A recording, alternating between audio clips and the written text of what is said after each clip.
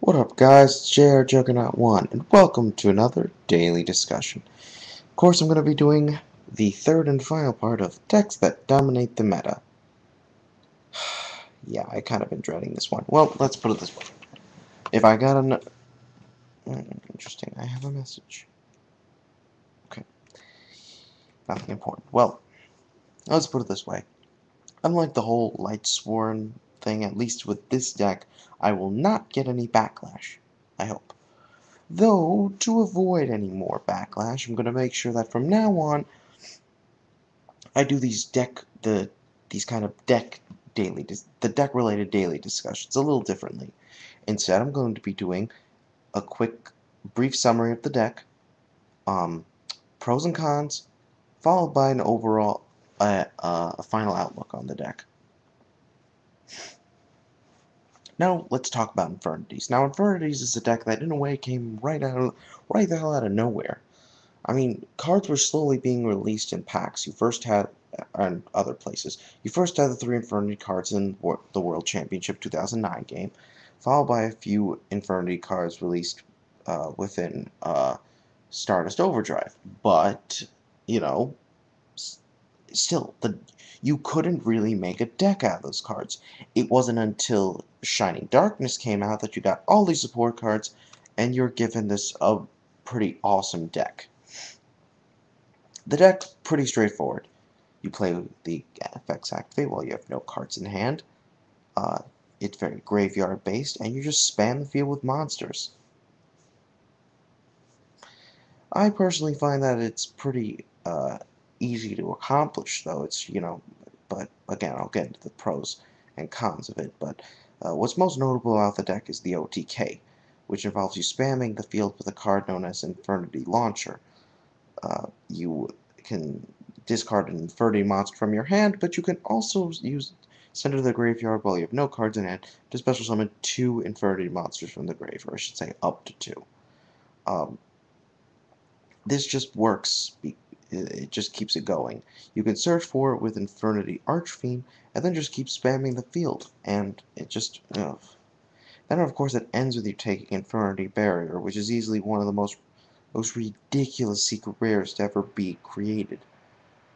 Although to be honest, I think it's pretty much tied up with Emmer's Blade, just considering they're both valued around the same amount, and they both do they both really help the decks that they were made for. Again, you've got yourself, yeah, but Infinity Barrier, ridiculous. You just search for it, and then it just stops your opponent's moves. This is just one of those things where, you can only do in the TCG. People weren't so worried because in Japan, the deck rules so well when you are able to abuse the hell out of Trishula, a monster that the TCG doesn't have yet.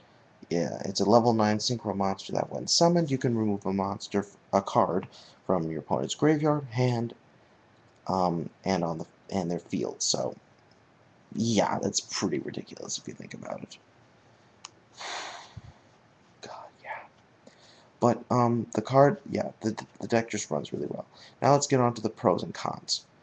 The first pro, definitely the biggest one, is the deck's is how easily the deck is able to spam the field with monsters. This is especially with synchro monsters. I've never seen a deck be able to spam the fields so well.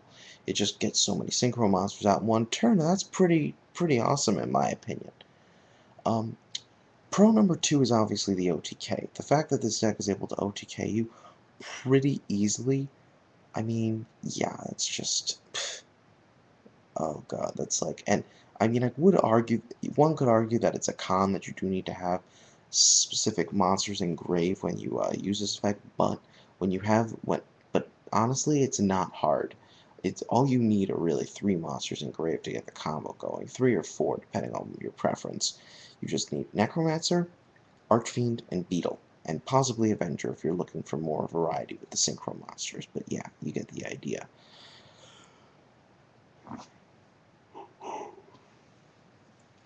Another pro, though, is the conditions and how easy they are to achieve. Being handless it's not really hard. The only real trick, and I'll get to this in the cons, is just if you is just, if you get a really bad hand, but it varies, let's put it that way. Um, Finally, the fourth most important pro that I want to cover is, yeah, just how quickly, how easy it is, like with the effects, how it's just how, with that, again, it's like, yeah, it's easy to heave your hand, but again, it's just like, you're able to just quickly summon monsters, and that's just really, really easy. Um, let's see, and yeah, let's get to the cons now. First con is the fact that this deck is well, it's so based on the graveyard. Everything you do is based on the graveyard, which is good and bad. It's easy to get monsters in the graveyard, but not so easy to get them back out. If your opponent's running cards like DD Crow, Necro Valley, or D Fisher, you can be in a lot of trouble. Well, let's be honest. Another big con, and this is my real problem with it. This is the reason why I stopped running Infernities, or when I stopped playtesting them. It's the whole you have to be handless. This is a really risky strategy, and I mean really risky. The fact that you are playing with a hand means two things. Number one, it means that you better hope that it means that when you're using all your cards, you better be winning the game when you do this. Number two, it also means that if your opponent finds a way to foil your strategy, you gotta hope that you top deck a card that lets you win.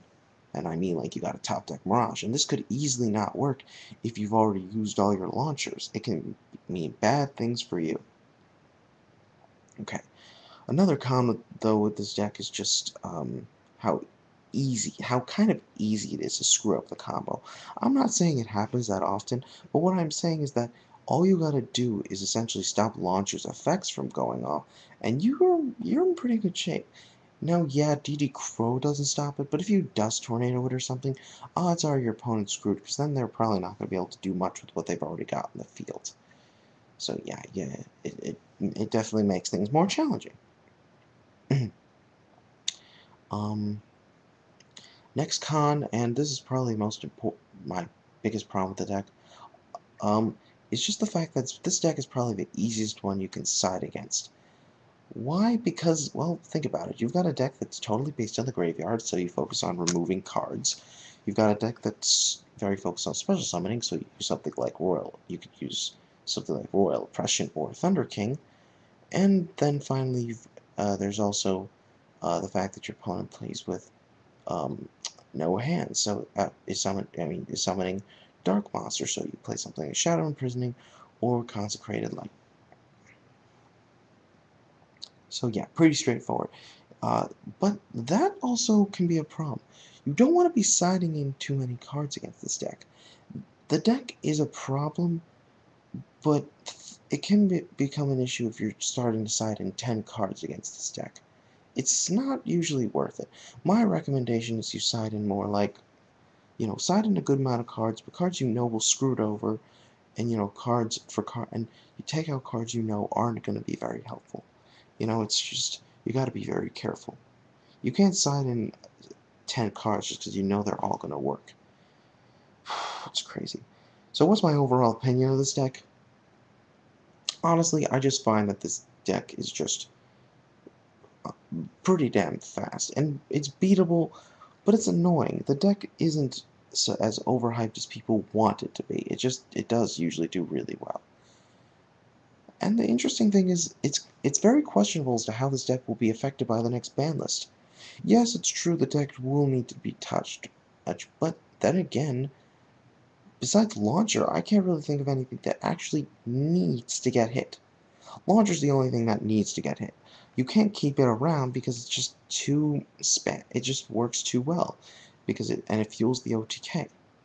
It's just too much of a broken card, and obviously, it needs to be touched. It doesn't necessarily need to be banned, but it at least needs to be limited. Again, this is just a solid deck, but oh god, it gives me headaches just thinking about it. Well, guys, hope you enjoyed this discussion, and this is JRJuggernaut1 signing off.